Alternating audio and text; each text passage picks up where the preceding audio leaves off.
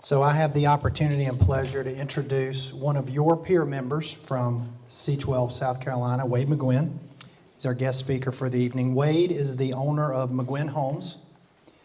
He has served the Midlands of South Carolina for 39 years, building thousands of homes in countless communities with offices in Columbia, Greenville, and Savannah.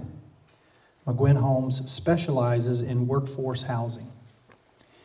In 2003, Wade embarked on a mission trip to Jeremy, Haiti. While on this trip, he discovered his most significant life challenge: poverty. This trip would start his life's work, quote, to take care of the least of these, end quote. This work continues as Next Generation Ministries in the U.S. and abroad. So Wade, if you want to come up, I'll pull your slide presentation up. Thank you.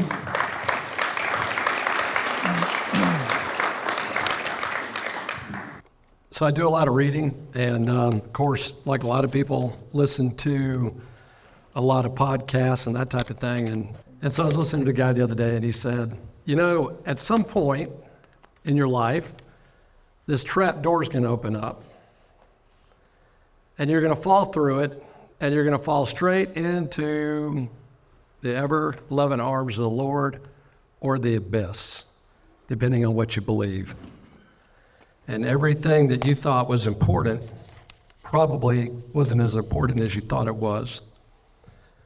And as you meet your maker as a business owner, providing you're a believer, there's going to be two parts of your financials they're going to want to see before you can get in as part of your judgment. And that would be how your IRR was. So if you know what an IRR is, raise your hand. Oh my God, hopefully more than one person, please. This is audience participation. So just raise your hand. There you go. And then the other that you're going to need to show is your ERR. Does anybody know what that is? That's your eternal rate of return. So you've been given this huge gift, right? This huge pulpit. And the question is, well, what do you do with it? And one of the things that occurred to me tonight as I was driving up here was, who am I talking to tonight? You know, I've never been a pastor, but I've been to church a lot. And you wonder, you're preparing a sermon, is it for one person in the room? Would it be worth it? If it was one, it'd be worth it, right? Because he cares about the one. He leaves the 99. That's his trademark, right? And so he does care about the one. And we should care about what our ERR is. We've been giving something that we're not entitled to. We have something that we've been entrusted with. And I was not in that mindset for a lot of my career. So I've been in business 39 years. And during that 39 years, my wife and I started the company together. We had a dining room, but we didn't have a dining room table. So we had a folding table and two chairs. And we started a little home building company there. And our goal was to buy groceries. And at this point, we were in our late 20s, and we just needed to buy groceries and make the house payment. That was the goal of the day. And I can tell you that during the entire journey, never did we anticipate we would be wealthy. Never did we anticipate what we'd be given stewardship over. Never. It never occurred to us. It was not our plan. First generational wealth. If you're in this room and you have first generational wealth, it's a surprise. And there's very few people that will coach you through the process of what to do with that wealth. And thanks to C12, I've met some really great guys along the way. Anybody in this room here know Alan Barnhart or Jeff Rutt? Raise your hand if you know either guy. So these guys are mountains to me. And if you don't know them, just Google them, watch a couple of their videos, get to know who they are. And they took me to a level, they challenged me to a level of generosity that I didn't know existed. And so I worked in the mission field a lot over my life. I've been just about everywhere in the world that nobody wants to go. I was disaster relief coordinator for the Methodist Church as a volunteer, and owned a construction company, just using what I knew to try to help people come out of disaster. And I thought I was a pretty generous guy. And then I ran into guys that were really generous, and it made a big difference. It pushed me. So whatever I've got to share tonight, the last time I saw Alan, I dropped him off back at his hotel. And I said, there's an old line that Christians fall back on that I hate. I hate it. Is when somebody says, I'm no Mother Teresa. Well, why aren't you? Like, is the bar set too high, maybe to be that good? But I did tell Alan, I'm no Alan Barnhart. So he capped his salary at $150,000 a year when he started his company 39 years ago also. We've been in business the same amount of time. His company net profit is about $2.1 million a month. And him and his brother donate every bit of that money through National Christian Foundation to charity. And they never changed their mind. And they never changed their lifestyle. And I said, how do you do it? And he said, a life with no guardrails is dangerous. When you think it's all yours, you're in a very, very dangerous place. So we'll jump in here. I talked about IRR, ERR. Remember ERR, you're going to be accountable for that. You've been given stewardship for a reason, especially if you're a believer. And a word that God gave me on the way over here, I didn't know till I got here, was the word dabble. He just put that in my mind. And what he wants me to tell you is, if you're dabbling with C12, stop it. Don't dabble. Jump in the deep end of C12. And I've never seen material as robust as C12 provides. It's the best day of your month. Just commit to yourself. You're going to make at least 10 meetings a year as a personal commitment, and that you're going to take that information and you're going to use it to grow your spiritual life and the spiritual life of everybody that you come in contact with. God chose business people for a reason. So, has anybody over here ever read a book called Peter and His Boat? Anybody? It's a good book. Why did Jesus call Peter? He called Peter because he had a boat. And did Jesus need a boat? Read the New Testament. Jesus loved that boat. When it was crowded, he'd say, Peter, I need a pulpit. Let me stand up front. And here's how I imagine Peter looked in the middle of the boat with his oars, trying to keep it steady while Jesus was busting out another one of his awesome sermons, right? And so God's given you a boat. So when he called you, and he called you into business, did he call you or did he call the business? I think maybe he called both. And what's interesting about it is, Peter ends up being the guy that denies Jesus how many times? 3 times on the way to his death. But there's a scripture that gets lost, and people don't remember this. Go back and you can Google it if you don't like to wonder. That's what we used to do in the old days, is wonder. Now we Google about everything. And anybody here remember wondering? And it said Peter went back to his men and his boats. Peter owned a successful business. And the 3 years that he was out being a disciple, his business was still running. And so when Jesus was crucified and Peter was defeated, where did he go? He went back to his business. And what did they do? He just joined his men. They went out fishing, and he's coming back in after a long night of no fish. And what does he see on the shore? What kind of Savior cooks you breakfast after you denied him 3 times? It's pretty good, isn't it? It's worth it. Okay, I got to do slides. I'm sorry. Slides are so boring, except this one. This is my family. So another thing, if you're a first-generation business person and you're doing okay, there's something else you don't plan much in your life. That's your family. You may say, hey, I'm going to have a child or 2, and then all of a sudden a 3rd one comes along, little Hercules. And so you got 3 kids, and then you definitely don't get to pick their marriage partners. But I've got 3 great in-laws that are perfectly matched with our family. We have 9 grandkids. My oldest granddaughter graduated GCA 2 years ago. Go Dogs, and got married. And so now we have our first grandson-in-law, and then all those pets. So there's 17 of us for our family events at the house, and that's what we look like right there. That was Thanksgiving, right? That was Thanksgiving this year. So key points, we were a missional family. My first mission trip was not to Haiti. It was probably I traveled through Mexico, Cuba, Honduras, Nicaragua, and done a lot of work, but I'd never seen the level of poverty that I saw, and that still exists. If you watch the news in Haiti, it's very desperate. It's as close to hell.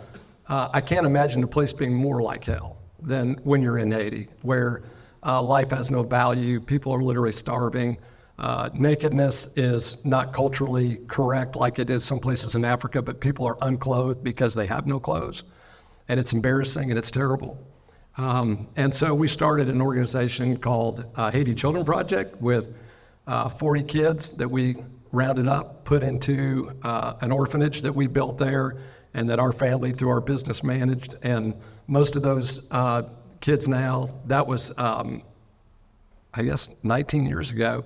So most of the kids, we've got 2 doctors, we've got 4 engineers, a bunch of teachers and other people, nurses that have come out. Those kids that were orphans have all been to university. We raised them just like they were our own. And we're grateful that God provided the resources, both us and the company, for that to happen. We're very, very grateful. And another thought I had is I've had a chance to go to Israel several times, and I stood at the place where it's called the Golden Gate. If you've been to Israel, you've probably seen this place. It's the Golden Gate. It's where Jesus rode his donkey through on the triumphal entry, and the crowds were screaming out, "Hosanna." And the Pharisees and the onlookers were screaming at Jesus to tell the crowds to be quiet. It was deafening roar of noise. And Jesus looked at me and said, it wouldn't do any good to tell them to be quiet, because if I told them to be quiet, the rocks would cry out. And there's not a day in my life that I'm grateful that a rock is not standing in my place. And thanks to C12, it really, really took off. I thought we were doing good till 4 years ago when I joined C12, and I really realized how short we were falling. And if you would have told me even 10 years ago that there was a room of executives like this that loved Jesus and were trying to find ways to be better, I wouldn't have believed it. I would have to have come and seen it myself a little bit like Thomas. It's all about numbers. So I'm doing great on these numbers. If you're beating me, let me know, and we'll step up our game a little bit. So Janet and I, my wife, who's not here tonight because she's babysitting my son and my daughter-in-law's kids, my grandkids, we mentor our grandkids. We build the faith of our family, and we build the faith of others. That's our job at this portion of our life, and we try to find ways to live generously. And it's a real challenge, and running into people like Jeff Rutt and Alan Barnhart, really makes it tough. So this is our company. We were founded in 1985. I'm the founder. I sit in the owner's box, we have 4 people that sit on the board, and we have a full executive team, CEO, CFO, and so forth, full executive suite that run the company. We're a regional company. We'll finish about 800 houses this year. We're on track to do over 1,000 right now, but maybe it'll happen. We're in Savannah, Greenville, and Columbia, South Carolina, and we're just grateful for this group of people. But when you talk about impact, our impact is our trade partners. So we have an annual trade partner meeting, usually about 250, 300 trade partners it takes to build 800 homes. And they know who we are, we know who they are. We build a couple of houses a year as a team, us and our trade partners, and give them away to raise money. We sell them to raise money for our ministry and to build teamwork that way.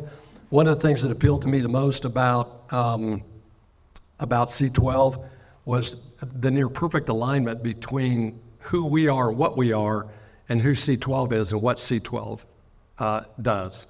And so it wasn't a stretch to become a fit with C12. It was a great fit for us, and we're grateful for Dan Griffin, our table leader down there, and he really pours into us. And as anybody that's in a group knows right now, the value of the table is the table itself. It's not the leader. Not to take anything away from the leaders, it takes great leadership. But having that much wisdom in the room and having a peer group, when you're the smartest person you're in trouble. When you're the most safe person you're in real trouble. So having people that'll be honest with you once a month, if you're willing to be that vulnerable, is really, really important stuff. We live by our core values. That's a big thing. It's a lens for everything. We train all of our people to be decision makers, and all they have to do is use our core values as a filter, and we'll trust the decisions they're making as a result of that. I'm hoping I can have a little bit of time left at the end if we do good, and for questions and answers. So if there's anything you think you want to ask me, just try it. When we're done, I'll stop 5 or 8 minutes early, and we'll leave time to do that. So I found this is actually a C12 slide, what BAM strategic planning framework looks like. And it's good, it's just a reminder, right? Because I'm gonna jump in and tell you what we're doing, because I said numbers matter. So I think without the numbers, it doesn't matter. There's a reason, Jesus fed 5,000, there's a reason 3,000 were saved. And the New Testament does a good job of documenting figures. And so we should do a great job, as we do with everything else on our balance sheets and our P&Ls, of documenting things to make sure that we're doing it well. So this is a God story as well. So since we started C12, we were doing okay when we started C12, but we're way better than okay now. So we started at the end of 2019, and our total revenue was about $35 million. We'll finish a little over $145 million this year. So the company has grown exponentially during that time, and our trade partners have grown exponentially during that time. But you know what's grown more exponentially during that time? Our influence for the kingdom. A lot more. And if you think about, the years that we spent in the mission field, and we're trying to do our best to help the least of these, which is important work. This is, the manifesto of the New Testament. But when you reach a business leader, and whether you believe in trickle-down economics or not, we could debate that later. Their trickle-down economics in ministry works. When people see a leader in a family, a leader in a business, doing what the Lord wants them to do, it's contagious and it spreads. And I don't know how many people that wake up every day and pray for the rapture. I do. And I learned it from a guy in Cuba. He said that Americans won't pray for the rapture because they're too comfortable, but we do it at the cost of everybody suffering on the planet. So think about that. We want our comfort over the suffering of everybody else on the planet.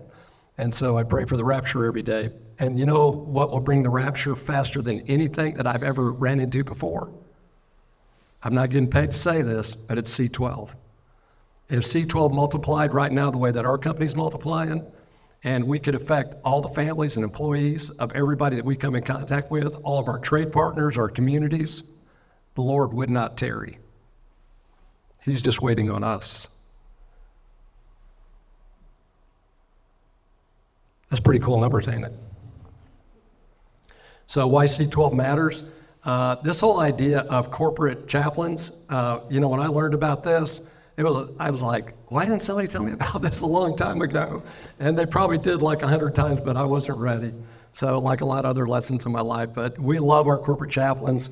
And being in the construction business, it's really interesting. One of our chaplain wears, a safety shirt with a big cross on the back that says chaplain, and he's on the jobs every day, and they're doing weddings and funerals and conversions and baptisms and hospital visits, and they have a scorecard they turn in once a month when they meet with the executive team, and we review the scorecard with them to see what kind of results they're getting.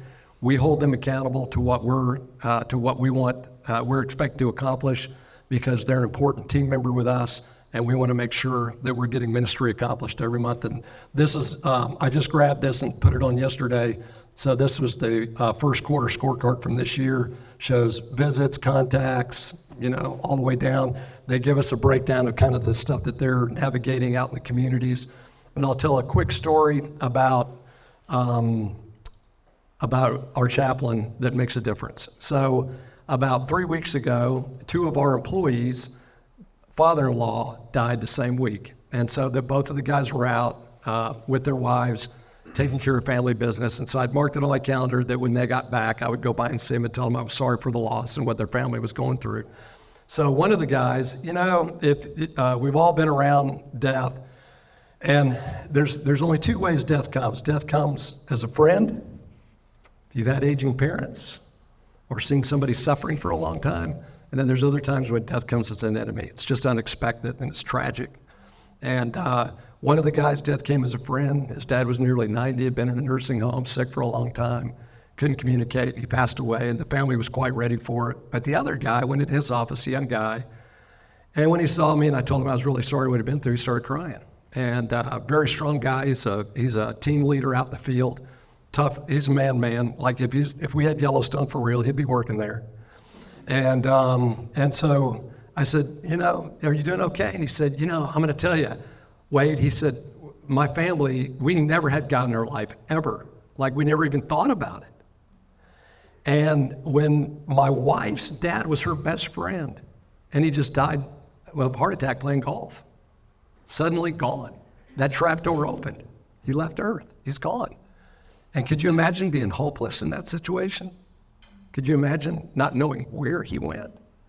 And Tony, our chaplain, ministered to that family. He said his wife hadn't been out of bed in a week. Tony came, helped with the funeral, helped them survive, and they're being drawn to the Lord as a result of a corporate chaplain. So I'm super grateful for Tony and what the team is doing with this part of our business. So we've got a whole BAM initiative at our company. It was handed off to a senior team leader, and so that's the team leaders there. They have 3 aspects of our BAM and care ministry, which is care, discipleship, and service. We give all the employees 4 days off a year paid during the week and to be involved in the care initiative. And so they go out as teams. It's a paid day. And they do care initiatives out in the field, and they put out a monthly newsletter about what they're doing. There's nobody on the executive team involved in this, 0. This is all employee-led initiative. They have time for their level 10 meetings, and they get 4 days a year off to handle that. And they have budgets for this as well that are part of our balance sheet, and they just do a tremendous job. They just had a service day a couple of weeks ago, and it was just really great. They got a lot of the trade partners involved in it as well. So some of the things we do at McGuinn is prayer, discipleship, and really generosity is a big part of just modeling generosity through the company. We do a couple of, we call them tove builds.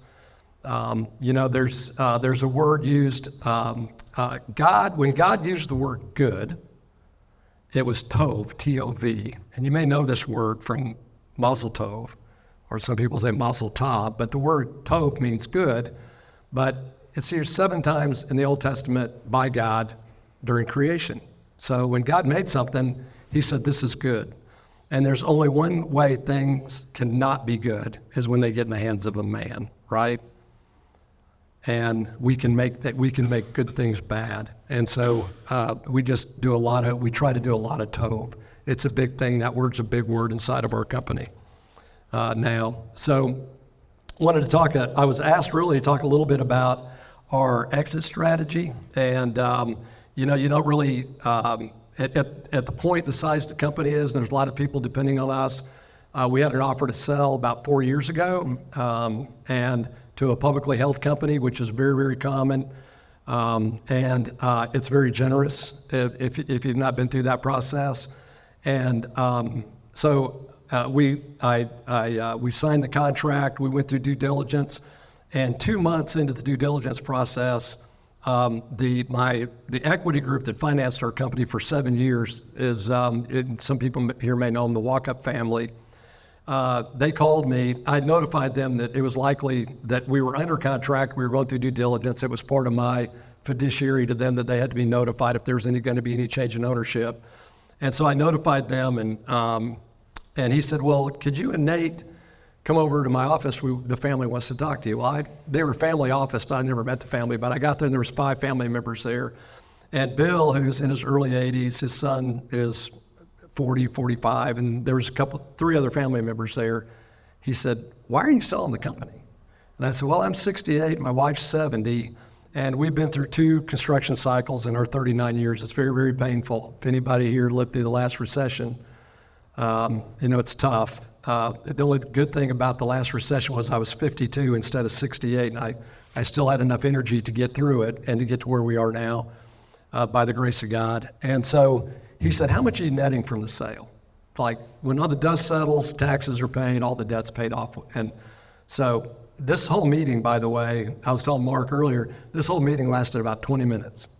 And I told him what the number was, and he said, "I'm just going to write you a check for that amount of money, and let's don't sell the company." He said, I'll take half the stock in exchange for the whole price, and we'll just be partners." And I said, "For what?" He said, "So we can just keep doing good." Can you imagine how God orchestrated all that out ahead of, way, way out ahead of me? And so now the walk-ups own half the stock of the company. We're partners. They took all of our debt, turned into non-recourse debt. We had the money to expand as quickly as we have and grow the company with all non-recourse debt, and it's going really, really well. And it's just a big part of the whole legacy story, how the recap happened, how the sale to the walk-ups happened. If there's anybody tonight that have been approached on a purchase of your company, or you're trying to figure out exit strategy, ministry exit strategy for your company, just feel free to call me, get with your chair, and you can give out my personal contact information. I drink more coffee than anybody I know. When I was younger, I didn't have any time. I didn't even start drinking coffee until I was about 50, but now people call all the time and say, "Hey, you want to have coffee?" So yeah, and then we talk about life. And I told my wife the other day, it's funny, like 99% of the people that talk to you never take your advice. So I hadn't figured that out yet. But it is fish, advice is. People are trying to figure out their own personal situation. But I'm so grateful to be here tonight, to share with you. And I don't know if anything that I said resonated with you. I hope it did. I hope it pointed to Jesus and the reality of what he is in the world and why he's put you where you are. I know a lot of missionaries. I have a lot of missionary friends. Our missionaries in Haiti have 4 girls, and they decided not to come back when the country was closed down by our federal government, and they're still living there.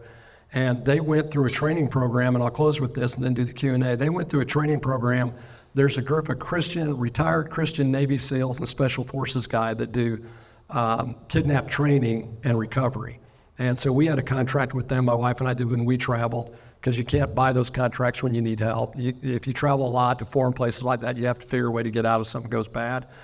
And they were doing training with them, and ultimately the most recent training that they did, because it is somewhat likely they won't survive on the mission field, that Jesus is worth more. First of all, the guy that trained in the Navy SEAL said there's only one thing of value on earth. It's the gospel. Nothing else has value. Only the gospel. And it's worth the life of his 4 kids and his wife. And they made that decision as a family. And it would likely they would be captured and tortured and killed. And so even though I've met Barnhart and I've met Jeff Rutt, what would I do for the Lord? And I'm not Mike Sutton, and I'm not Alan Barnhart, but I am called, and you're called. And you may never live up to your calling, but even if you fall short of your calling, it'll probably be enough because you're striving. And that's what you shouldn't be dabbling. You should be striving towards that mark. So I'll close it up with that and do a Q&A. Anybody got any questions? Anyway, God bless you guys. Thanks so much for what you're doing and being a part of C12. And thank you guys for inviting me down tonight. It's such an honor to do this. And, if I said anything wrong or did it wrong, don't blame it on the Lord. That was me. But if it was super awesome, that was him. So anyway, good night. Thank you.